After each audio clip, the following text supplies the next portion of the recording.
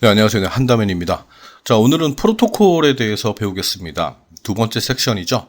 전에 간단히 설명드렸어요. 프로토콜은 약속이라고, 약속. 어떤 통신 규약, 통신 약속. 약속이 돼 있어야 뭔가를 할 수가 있거든요. 자, 프로토콜은 정보를 전달할 때 약속한 규칙에 따라야 되는데 얘를 프로토콜이라고 합니다. 컴퓨터와 컴퓨터, 정보통신망에서 원거리에 있는 통신 개체 사이에 정확한 데이터의 송수신을 위해 필요한 일련의 통신 규칙, 통신 규약이라고도 합니다. 통신 규약. 네, 시험에서. 자, 기본 요소 세 가지 요소를 당연히 알아야죠. 그죠? 프로토콜의 3요소가 아닌 것은 이렇게 나올 수도 있어요. 그죠? 구문, 의미, 순서가 있습니다. 신텍스, 시메틱, 타이밍, 발음은 중요하지 않습니다. 구문, 의미, 순서 이렇게 있다고요. 전송하고자 하는 데이터의 형식, 부호화, 신호 레벨 등을 규정하는 게 구문이고요. 구문, 그죠? 데이터의 형식, 부호화, 신호 레벨. 의미, 전송 제어와 오류 관리를 위한 제어 정보를 포함합니다. 순서, 두 개체 간의 통신 속도를 조정하거나 메시지의 전송 및 순서의 제어 정보를 나타낸다. 그래서 각각의 특징들을 묻는 문제는 제가 많이 못 봤고요. 프로토콜의 3요소가 아닌 것은, 3요소인 것은, 중에 하나인 것은, 이런 식의 문제. 그리고 프로토콜의 뜻, 이런 정도만 학습하셔도 될 것 같습니다. 네, 다음요. 빼고. 자, 통신 용어입니다. 리피터 설명드릴 때, 리피터였나? 브릿지 설명드릴 때 랜에 대해서 간단히 설명을 드렸습니다.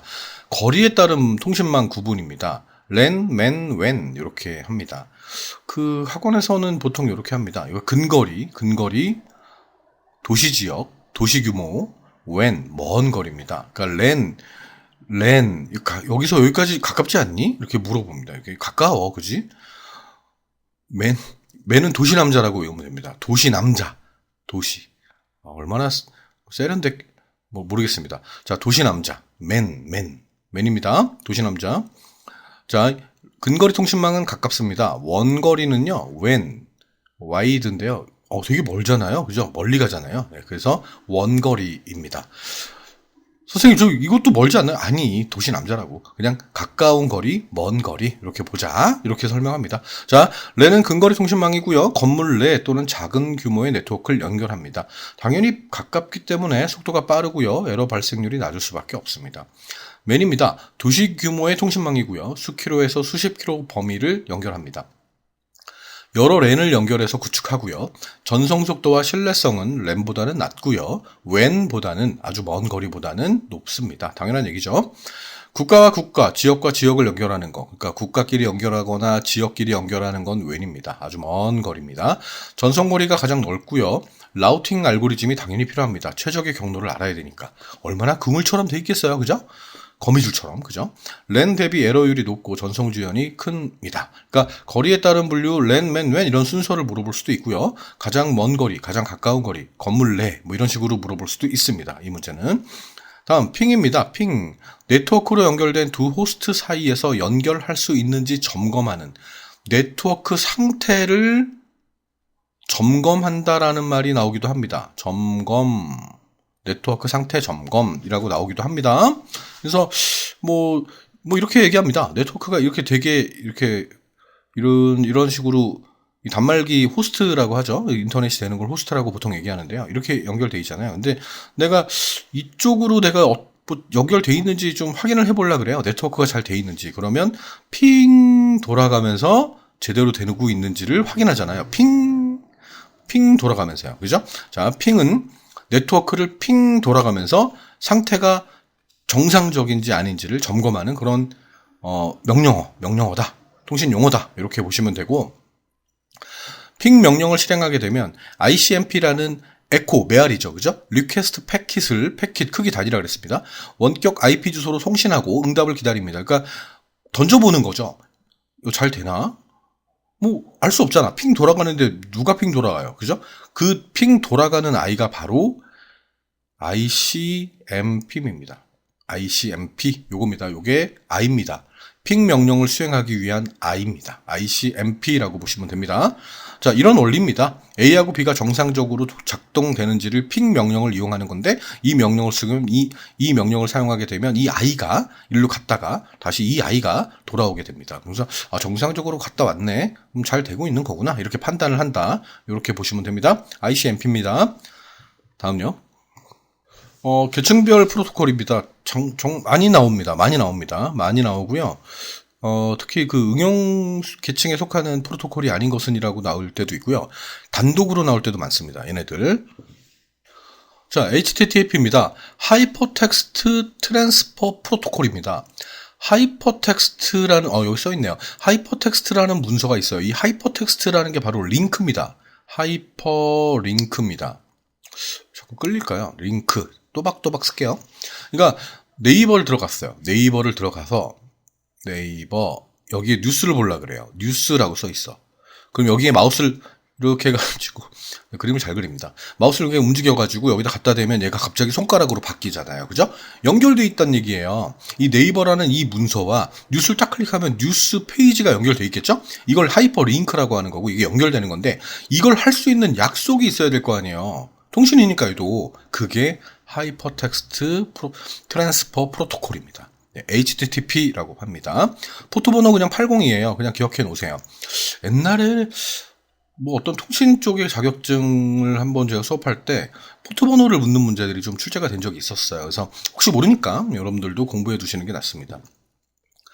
그 네이버.com 치면은 왜 주소 표시줄에 왜 뜨잖아요. HTTP 한 다음에 승승 한 다음에 www.naver.com 이런 식으로 뜨는 경우도 있죠. 그죠? 예. 흔히 보던, 똑같은 주소인지 모르겠지만 하여튼, 이런 걸 본 적이 있을 겁니다. 그리고 이 S가 붙은 경우도 있어요. 이 S가 붙죠? 하이퍼텍스트 트랜스퍼 프로토콜 얘가 보안에 약간 취약한 게 있어서 걔를 강화했습니다. 시큐어리티? 보안이잖아요. 그죠? 비밀, 이런 거잖아요. 그죠? 보안 강화 프로토콜로 SSL 기반 웹페이지 전송 프로토콜을 말합니다. SSL이라서 여기 S가 붙는 것 같아요. 그죠? 그렇게 외우면 편하죠. 그죠? 얘는 통신의 인증과 암호화를 위해서 넷스케이프 커뮤니케이션즈 코퍼레이션이 개발한 넷스케이프 웹 프로토콜이며 전자상거래에서 널리 사용되고 있습니다. 그러니까 웹브라우저라는 게 구글도 있고요. 검색하는 검색 엔진이잖아요. 그죠? 구글도 있고 네이버도 있고 여러 가지가 있는데 넷스케이프라는 것도 있었어요. 그러니까 검색 엔진이라기보다는 웹브라우저가 이제 인터넷 접속할 수 있는 프로그램들을 말하는 건데 윈도우에는 익스플로러가 있고요. 그리고 요즘 나오는 거 있잖아요. 그죠? 익스플로러 말고 또 다른 거 있잖아요. 엣지, 마이크로소프트 엣지인가요? 그것도 있죠. 그러니까 인터넷에 접속해주는 프로그램을 우리는 그 웹브라우저라고 하는데 그 중에 넷스케이프가 있었어요. 그러니까 네이버나 이런 것들, 구글 이런 것들은 검색 엔진이고 인터넷을 접속하는 프로그램은 아니고 그렇습니다. 다음 SMTP입니다. 전 시간에 했었어요. 그죠? 샌드 메일이라고 기억하면 편하다고 메일 송신 프로토콜이고요. 반대로 POP라는 것도 있습니다. 얘는 메일을 가져올 때 쓰는 거라고. POP3 받을 때 얘는 보낼 때 포트번호가 25번입니다. 네, SMTP는 25번이구나. 이렇게 보시면 됩니다. 다음 DNS입니다. DNS 도메인 네임을 IP 주소로 변환해 주거나 그 반대의 변환을 수행하는 서비스를 말합니다. 보통 도메인 주소를 IP 주소로 바꾼다 이 말이 가장 핵심적인 단어입니다. 도메인을 IP로 상호 변환하는 서비스입니다. 도메인이라는 건 문자로 되어 있는 주소예요. 이것처럼요. 이렇게 되어 있는.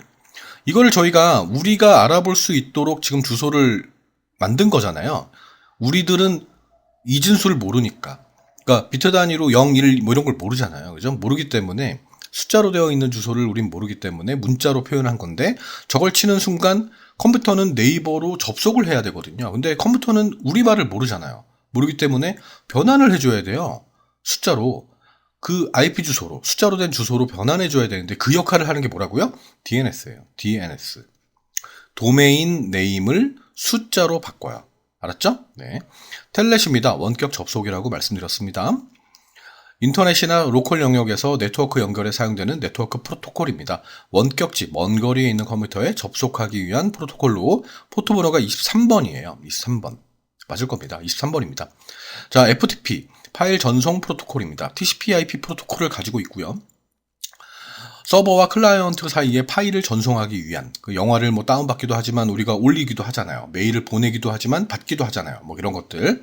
파일, 이메일 말고 파일을 보내고 받을 때 쓰는 프로토콜입니다. DHCP입니다. 다이나믹이라고 그냥 보통 하면 되는데 동적입니다. 동적인 주소예요. TCP/IP 통신을 실행하기 위해서 호스트의 IP 주소와 각종 TCP/IP 프로토콜의 기본 설정을 클라이언트에게 동적으로 할당하는 걸 말합니다. 그러니까 이게 왜 필요하냐면 IP 주소라는 게 보통 여러분들 컴퓨터들 있잖아요. 컴퓨터 인터넷 접속되어 있는 컴퓨터가 있죠. 그 컴퓨터들은 전부 다 고유한 IP 주소를 가지고 있단 말이에요. 근데 그 IP 주소를 관리하거든요. 뒷부분에 아마 배울 겁니다.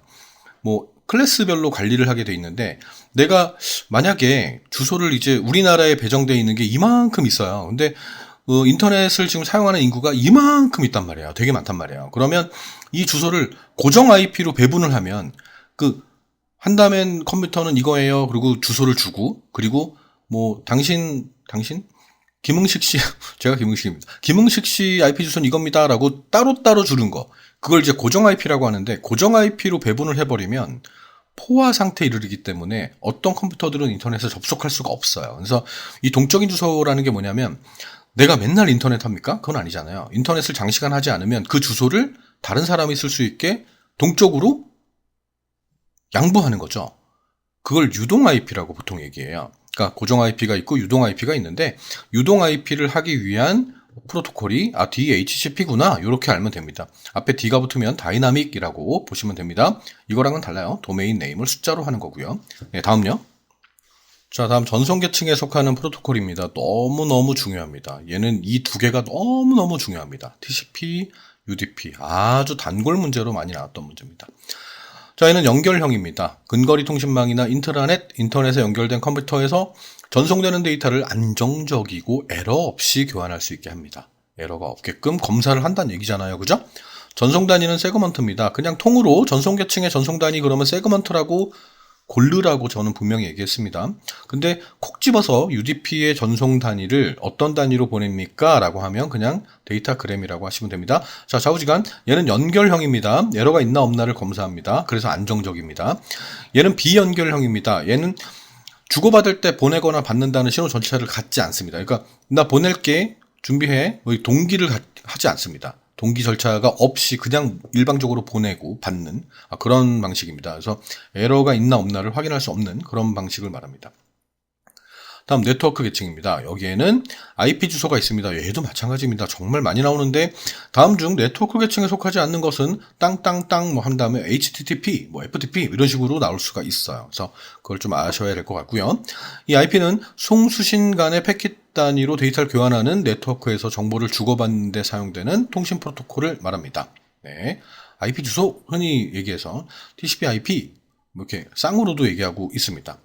ARP입니다. 얘하고 얘는 반대 상황입니다. 반대되는 역할을 합니다. IP 주소를 숫자로 된 IP 주소를 이 물리적이라는 게 기계 주소 말합니다. 기계 주소.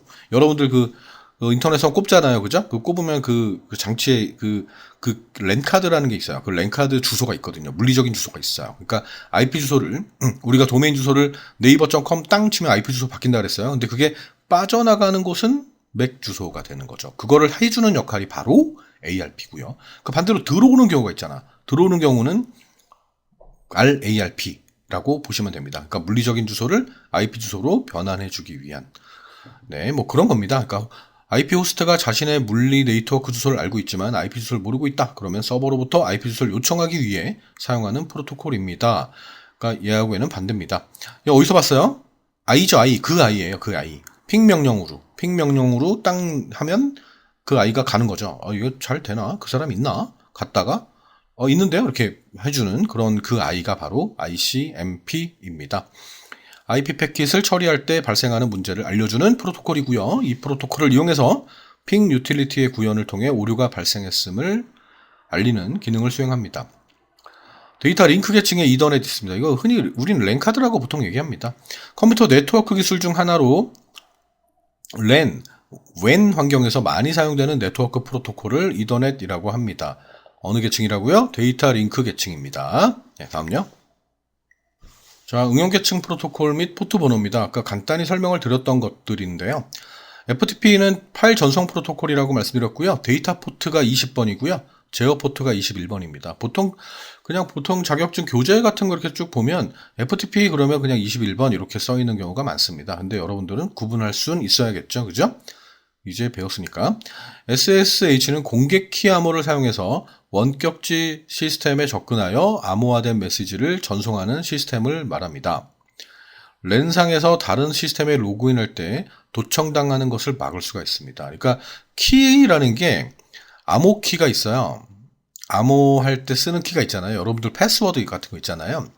그 비밀번호 관리하실 텐데 암호를 만들 때 썼던 게 1, 2, 3, 4예요. 만약에. 그리고 내가 돈을 찾을 때, 그러니까 돈을 찾을 때 쓰는 비밀번호가 따로 있어요. 따로 있다고 쳐요.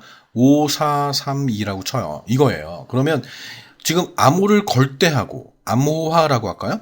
복호, 암호를 풀 때 하고 키가 서로 다르죠. 이거를 공개키라고 해요. 암호를 공개해도 돼요. 야, 내 통장 비밀번호 암호가 이거야. 이렇게 자신있게 얘기해도 돼요. 왜? 돈을 찾을 땐 다르니까요. 비밀번호가. 근데 비밀키라는 방식도 있어요. 비밀키.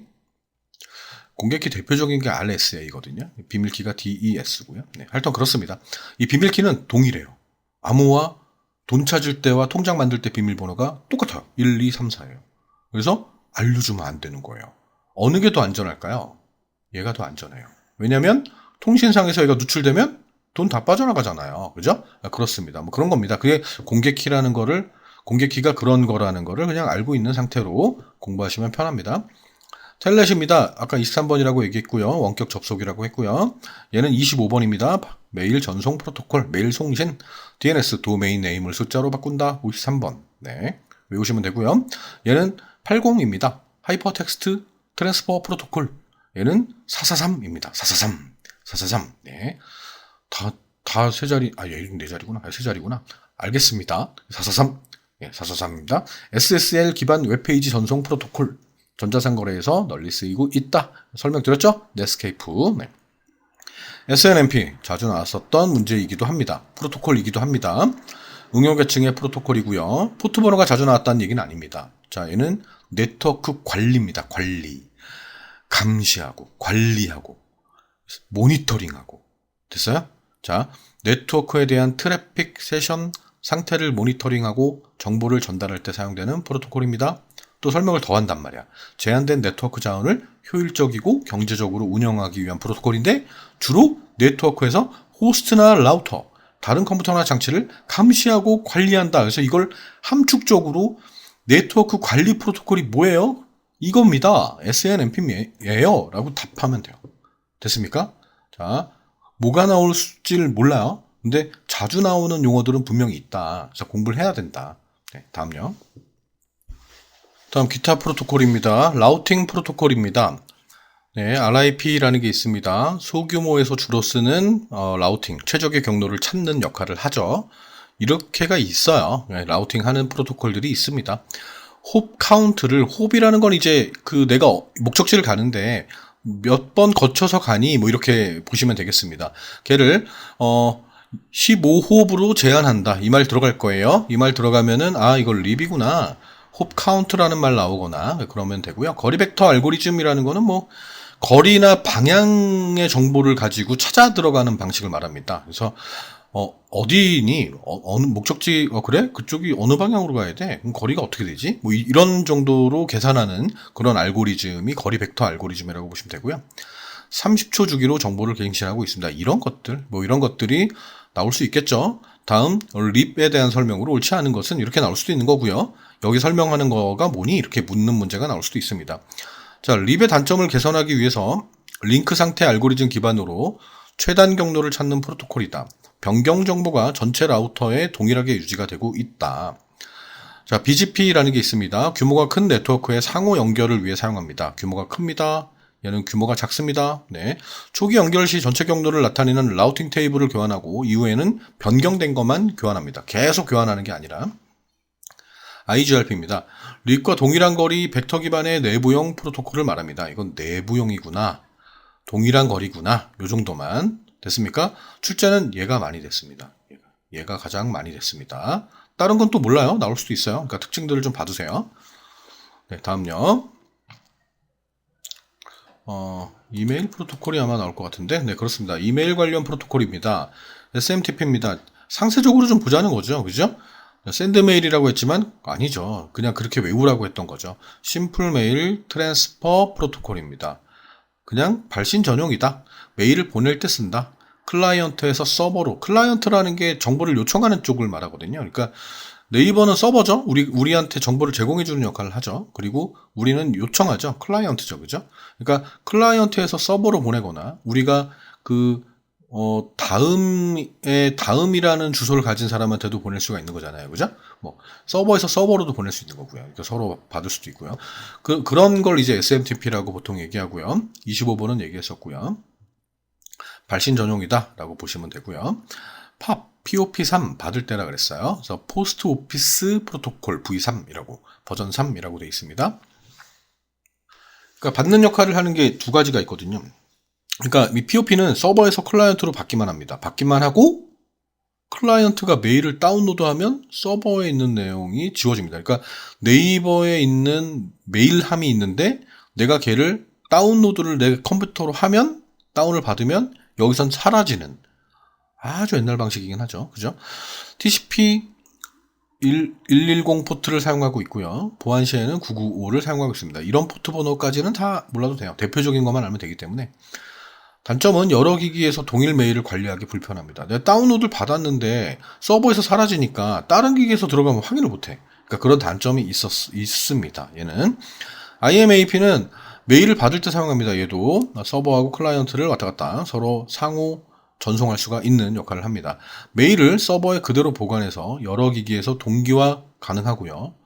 폴더를 관리하거나 읽음, 알밀금 표시 등을 지원하고 있습니다. 그래서 지금의 환경은 거의 IMAP라고 보시면 되겠죠. 여러분들 그 메일함 들어가시면은 내가 읽었나 안 읽었나 확인할 수 있죠. 그죠? 그리고 보통은 이제 그렇습니다. 메일에 헤더만 다운로드 하는 게 뭐니? 헤더만 다운로드. 그 헤더가 뭘까? 그러니까 뭐냐면 내가 메일을 딱 받으면 얘를 읽지 않아도 누가 보냈고 메일 제목이 뭐고 언제 보냈고 뭐 첨부가 있는지 없는지 그 정도의 정보는 제공해 주죠. 그죠? 이걸 헤더라고 보통 얘기합니다. 자, TCP 143번 포트를 사용하고 있습니다. 장점은 스마트폰, PC, 태블릿, 할턴, 인터넷 연결만 될 수 있으면 메일함을 관리할 수가 있습니다. 네. 얘도 헤더만 다운로드, 메일 받기만 하고 서버에서 삭제되고 메일 보낼 때 쓰는 약속이고. 자, 이메일 보안 프로토콜입니다. 이메일을 보내는데 아주 중요한 정보가 있는데 그 보안이 안 되면 안 되잖아요. 그죠? PGP라는 게 있습니다. PGP, PM이라는 게 있습니다. 이렇게 포스트라고 보시면 돼요. 포스트가 우편이잖아요. 그죠? 포스트 이렇게 보시면 되겠습니다. 전자우편을 다른 사람이 받아볼 수 없도록 암호화, 복호화하는 프로그램으로 현재 가장 많이 사용되고 있습니다. 다른 사람이 못 받아보게. 네. PGP와 같은 기능을 하는 프로그램인데 보안성이 아주 뛰어나고 인터넷 엔지니어링 태스크 포스 IETF 이거 몰라도 돼. 그냥 IETF에서 표준으로 채택하였다 정도만 아시면 되겠습니다. 됐습니까? 자, 통신은 뭐, 요 정도? 하나 또 있나요? 다음 강의가 또 있네요. 그죠? 네. 통신 용어들이 좀 많이 어려울 거예요. 가급적이면 암기를 좀 해주시고, 제가 자주 나오는 것들 위주로 중요합니다라고 했던 것들은 정리하시길 바랍니다. 네, 다음 시간에 뵐게요.